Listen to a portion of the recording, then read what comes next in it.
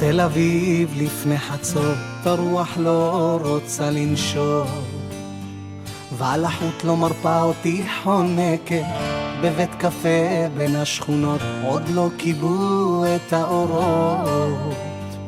על כיסא ישן לבדי יושבת, אני לא בטוח מה לומר, אם כדאי בכלל לגשת לסגת.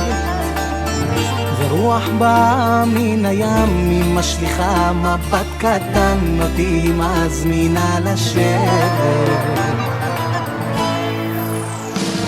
היא מזמינה הפוך לשנינו ורק מתלוננת על החום. איזה חום, אולי נזוז, שואלת, גרה בדירה שכורה ממש קרוב לדרך השלום. נזמין חשבון, הלילה לא הולכים לישון.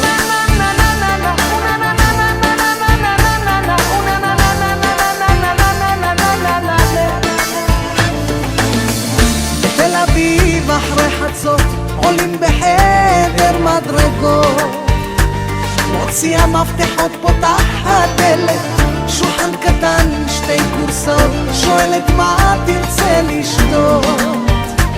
אני מרגיש ממש כמו דמות מסרט, שתי כוסות על השולחן, והיא מוזגת ומוזגת, אותי גומרת.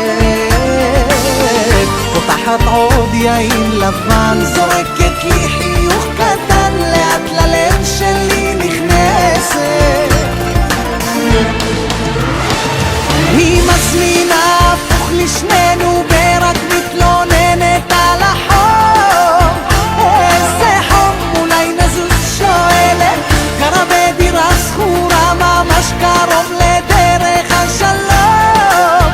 נזמין חשבון, בין כל מה שקורה בינינו מדליקה מזגן בגלל החום. איזה חום, אולי נלך לחדר, אם אתה רוצה אתה יכול להישאר פה גם לישון. איזה לישון, הלילה לא עושים חשבון.